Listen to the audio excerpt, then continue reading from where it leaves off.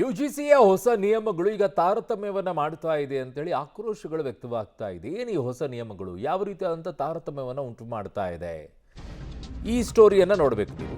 ಹೊಸ ನಿಯಮಕ್ಕೆ ಸುಪ್ರೀಂ ಕೋರ್ಟ್ನಿಂದ ಈಗ ತಡೆ ಬಿದ್ದಿದೆ. ಹೊಸ ಮಾರ್ಗಸೂಚಿಗಳ ಅಸ್ಪಷ್ಟತೆ ಮತ್ತು ಅವುಗಳ ದುರುಪಯೋಗದ ಸಾಧ್ಯತೆ ಇದೆ ಅಂತ ಕೋರ್ಟ್ ಹೇಳಿದೆ. ಕೇಂದ್ರ ಸರ್ಕಾರ ಮತ್ತು ಯುಜಿಸಿಗೆ ಔಪಚಾರಿಕ ನೋಟಿಸ್ ಅನ್ನು ಜಾರಿ ಮಾಡಿದೆ.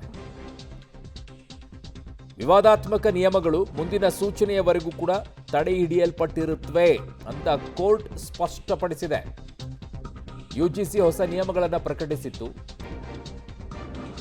ಎಲ್ಲ ಉನ್ನತ ಶಿಕ್ಷಣ ಸಂಸ್ಥೆಗಳು ತಾರತಮ್ಯದ ದೂರುಗಳನ್ನು ಪರಿಶೀಲಿಸಲು ಸಮಾನತೆಯ ಸಮಿತಿಗಳನ್ನು ರಚಿಸುವುದನ್ನು ಕಡ್ಡಾಯಗೊಳಿಸಿತ್ತು.